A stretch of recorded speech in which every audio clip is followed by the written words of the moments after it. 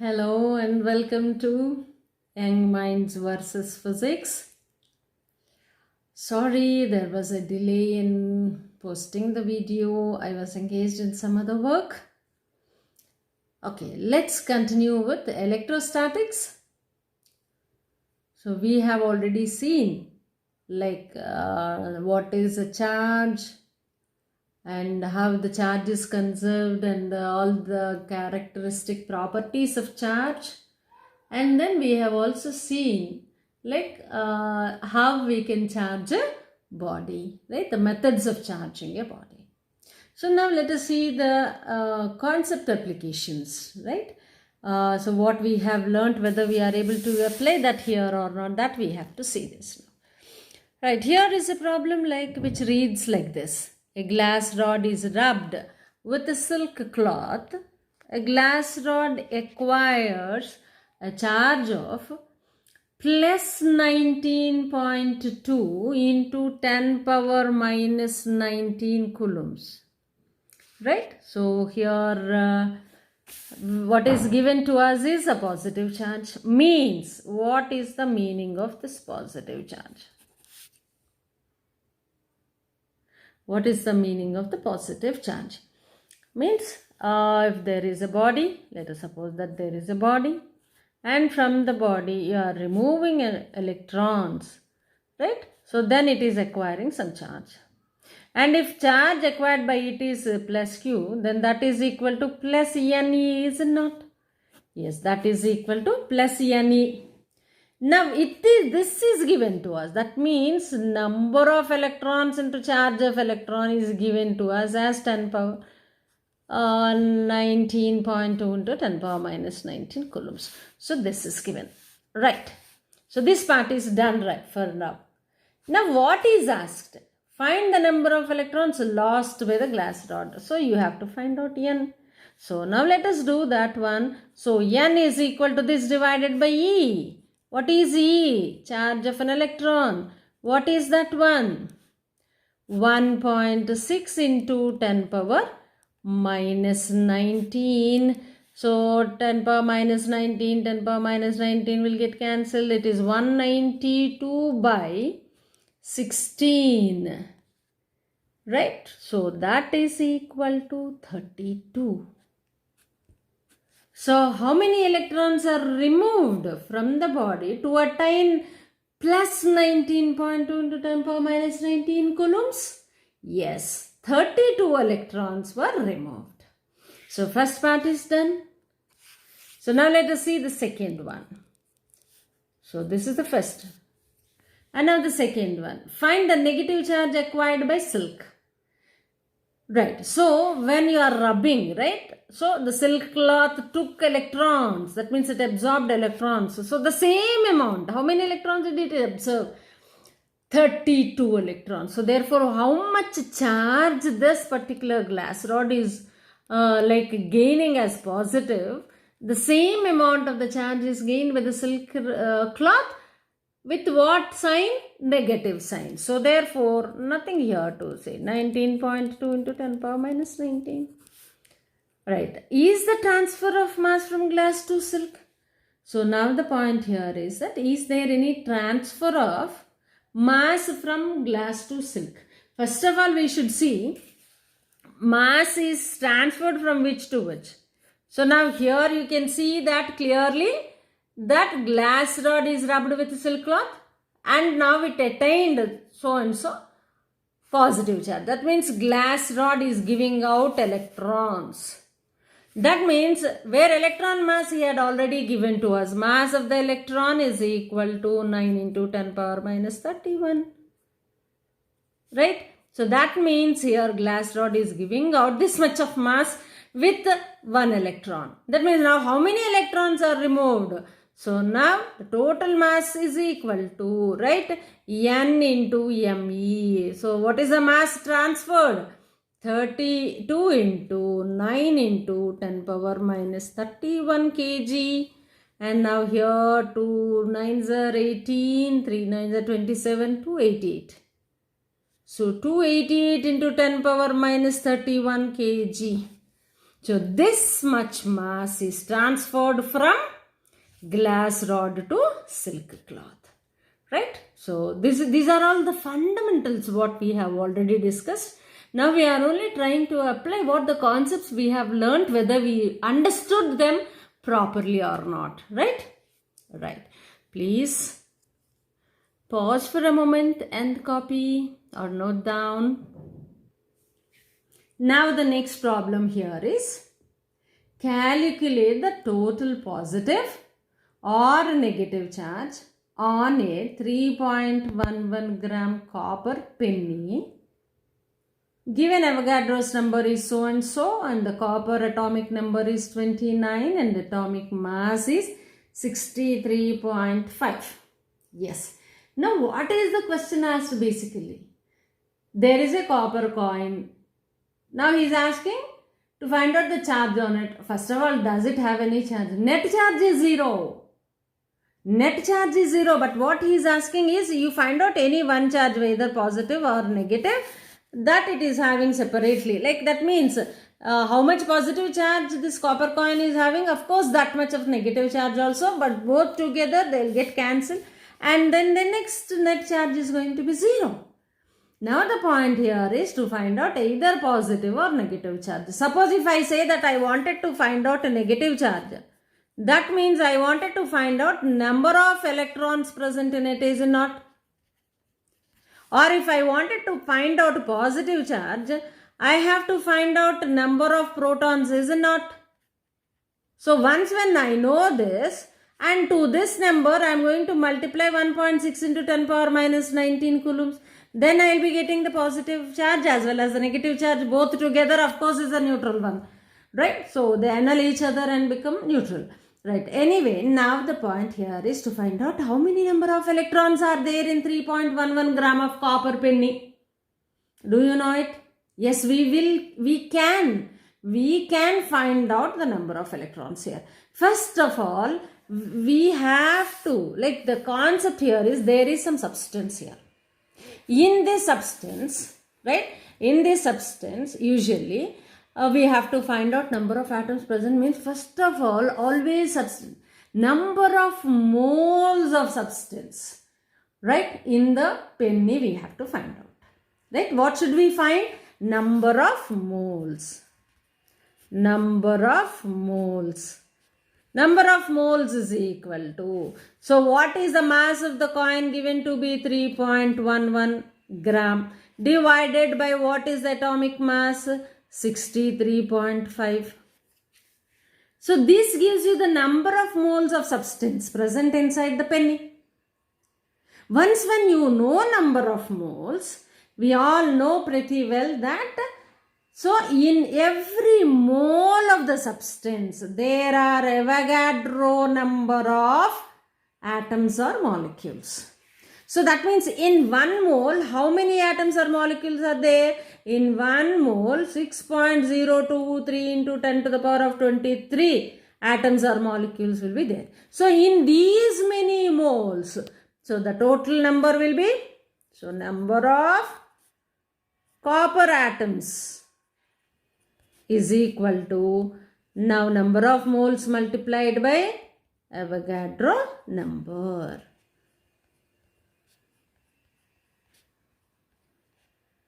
Right, so this is number of copper atoms. Now we have calculated the number of copper atoms here.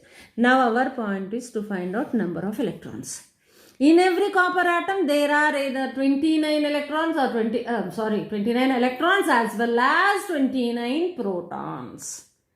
That is from atomic number, right? So therefore number of electrons is equal to, number of electrons is equal to, so number of atoms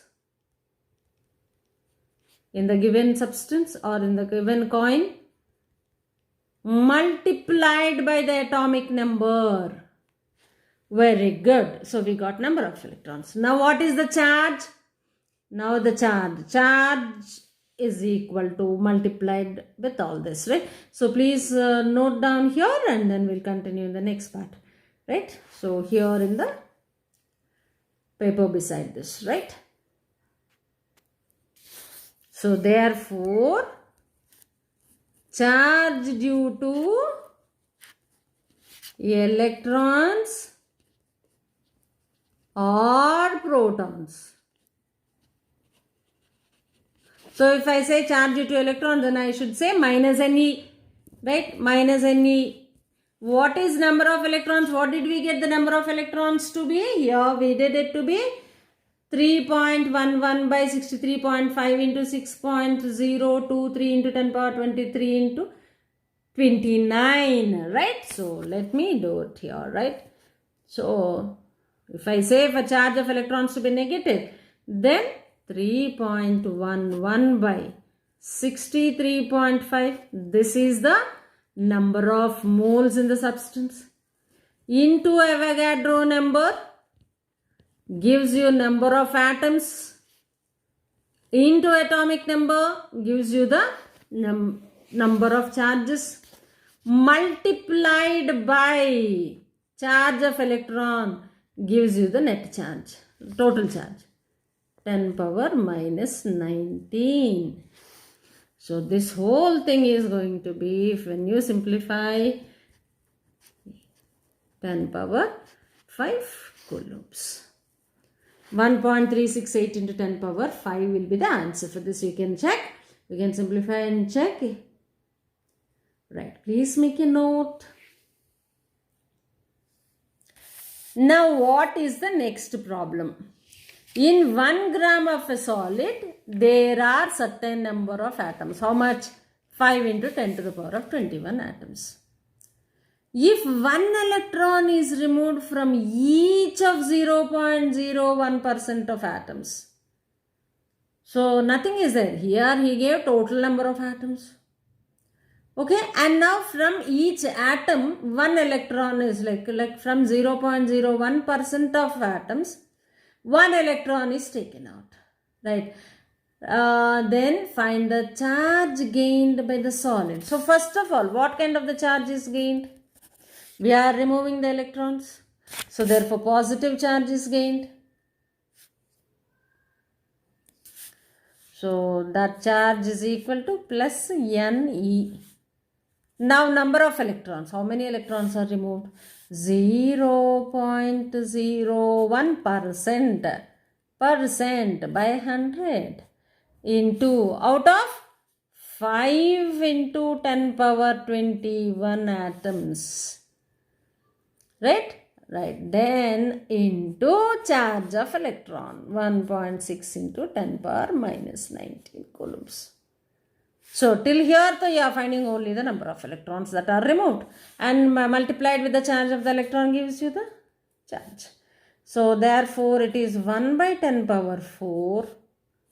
5 into 1.6 is 8 into 10 to the power of 21, 10 power minus 19. I think it is 10 square.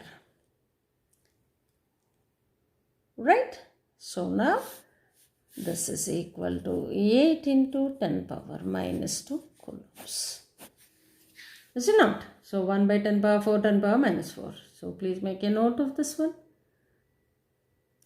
Very simple, straight problems, but gives you like knowledge why we are doing, how we are doing, and how to apply the basic concepts that we have learnt already.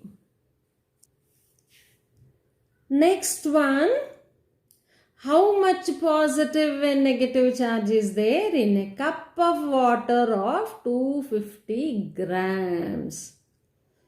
Beautiful. So here he is giving like a mass of water, that is H2O. Right? So now what is given is only one quantity is given to it.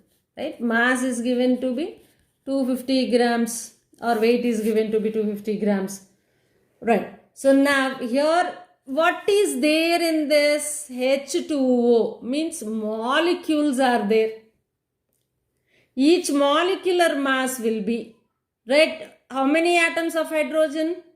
2. So 1 plus 1 is the atomic mass, plus oxygen 16, 1 oxygen. So put together you have 18. So molecular mass is equal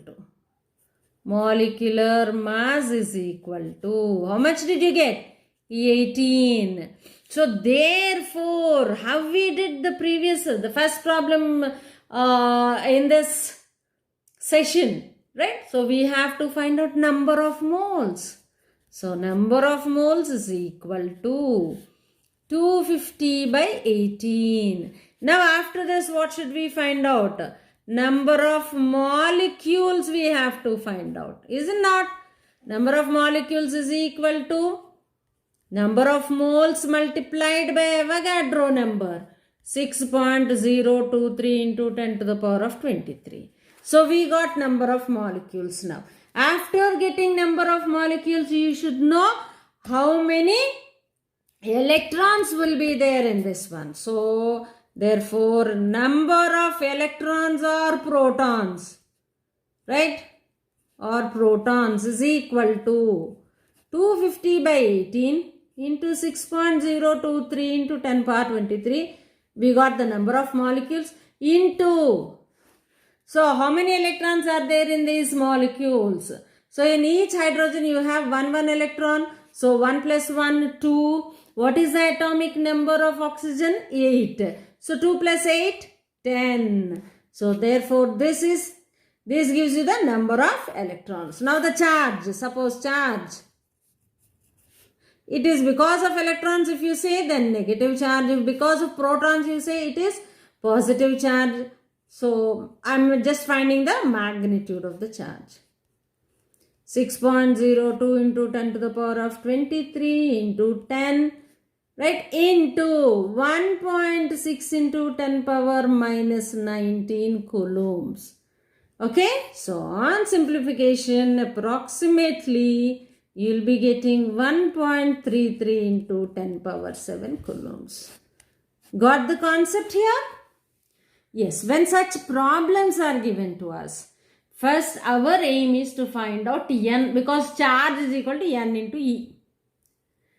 To find n, that means number of electrons. So you should know number of atoms or molecules. To know that, first of all, you should know number of moles. So find out number of moles. What is number of moles is equal to mass by atomic mass, mass by molecular mass. Right, and then you will be getting number of moles. Once when you know that, multiply with the Avogadro number. Then the number of electrons present inside the molecule or atom. Then charge of the electron. So like this you can find out the total charge. Okay, nice. Now let us move on to the next concept. Force between charges. See, in law of charges, we have already discussed that like charges repel and unlike charges attract each other. So when there is an attraction or repulsion, of course, there will be a force of attraction and force of repulsion. And always, so this force of attraction or repulsion is given by Coulomb's inverse square law. This kind of inverse square law you will be studying even in case of gravitation, Newton's gravitational law, right? So where force of attraction between two masses is directly proportional to their product of the masses and inversely proportional to the square of the distance of separation between them, and acts along the line joining the masses. That in 11th standard you might have studied, right? The same here is, even in magnetism you will be studying it as like force between two poles. And here in electrostatics, you are going to study that between the force between two charges. See, in gravitation, you always define it as only force of attraction.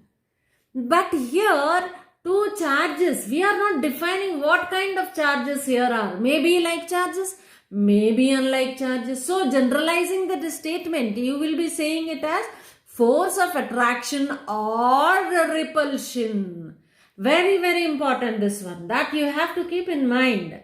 Force of attraction or repulsion between two charges is directly proportional to the product of the charges and inversely proportional to square of distance between them. So this is how you will define Coulomb's law. And so when you say that proportional, there will be a proportionality constant. And here the proportionality constant is 1 by 4 pi epsilon naught. We call that to be Coulomb constant. Okay. And now to represent that in vector form, let us suppose that Q1, Q2 are the two charges. Let the position vector of Q1 be R1 bar. Position vector of Q2 be R2 bar. Right? Now from figure it is very much clear that R21 bar is equal to R2 by bar minus R1 bar. Right? So now that is the distance of separation between the two, or the displacement vector. Okay. Now if you observe that this force extends, suppose these two are of positive charges or both are of negative charges. Right? That means these two we are taking as similar charges. So this charge repels it like this. That means force on second charge due to first charge. Good. So force on this charge due to first charge. It acts like this, away from first charge, because it is repelling. Now force on the first charge, right? Force on first charge F1, 2 due to second charge.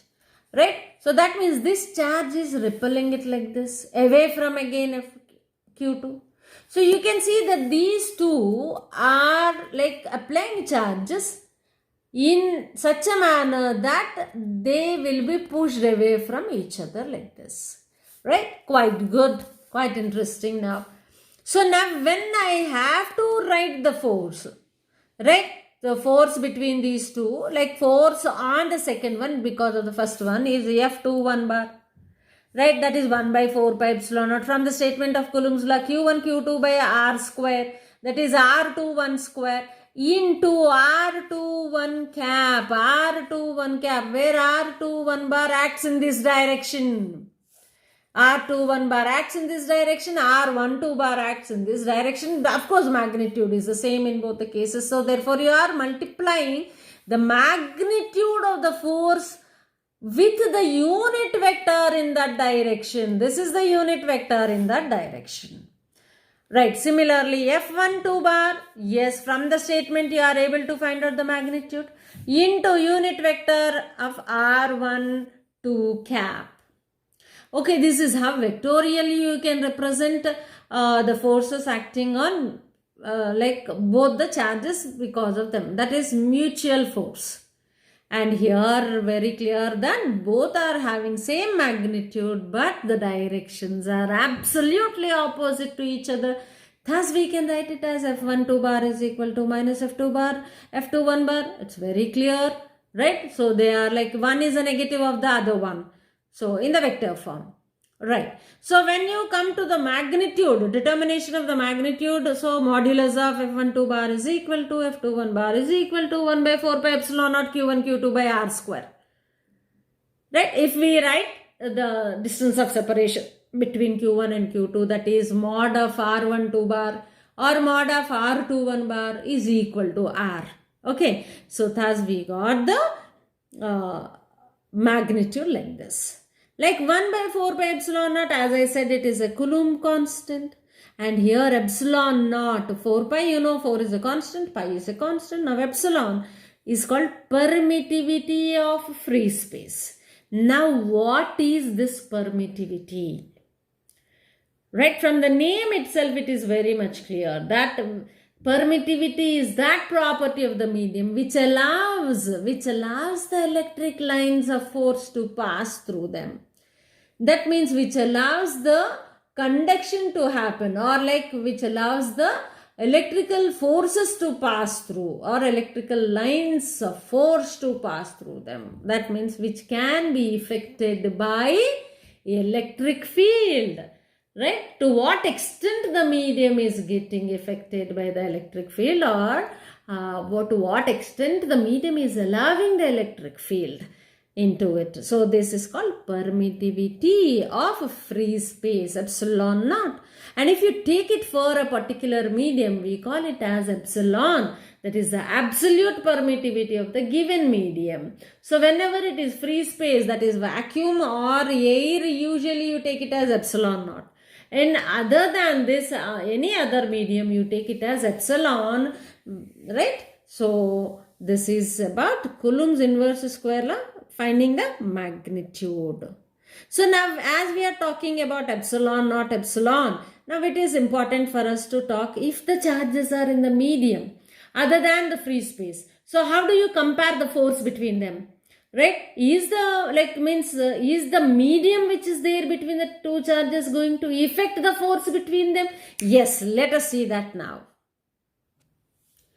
Yes, suppose if it is in the medium, the constant here is 1 by 4 pi epsilon naught q1 q2 by r square if it is in air into 1 by epsilon r. What is this epsilon r? Relative permittivity, or rather we also call it as dielectric constant of the medium. That is also called as dielectric constant of the given medium.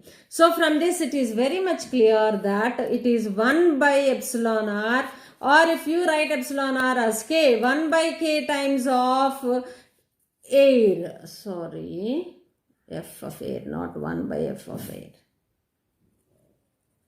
So Fa, that means when two charges are separated by a distance in air, if the force between them is this one, then that force is reduced by k times or epsilon r times if the charges are placed in a medium. So this is how the medium is going to affect the force existing between the two charges. Like suppose if for suppose understanding the concept here, suppose if I have two pith balls given positive charge, right? If I suspend from one rigid support, they usually, I am saying two pith balls having positive charge, right? So two positive charges, what will happen? They'll try to repel each other. So therefore they'll try to come to equilibrium like this.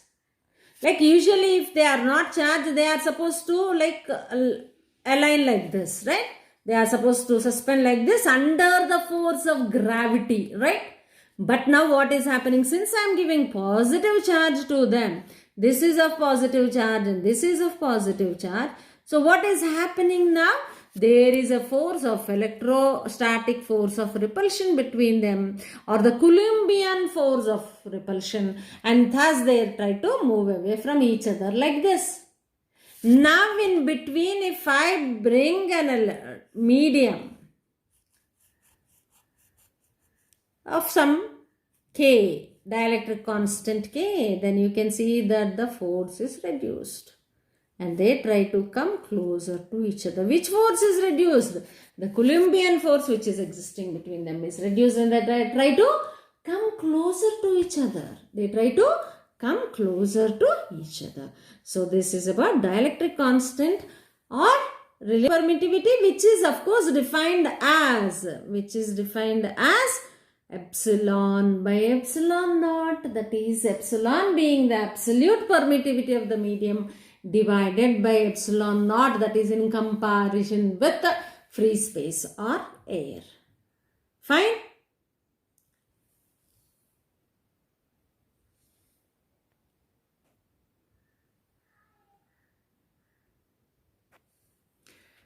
Alright, please make a note of this one.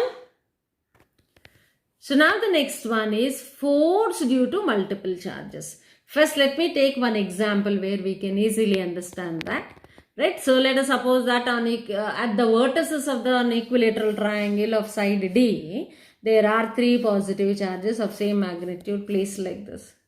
So let us suppose that what is the force on this? The force on this is because of both. See, because of this positive charge, there is a repulsion like this. Because of this positive charge, there is a repulsion like this. Now angle between them is 60 degrees.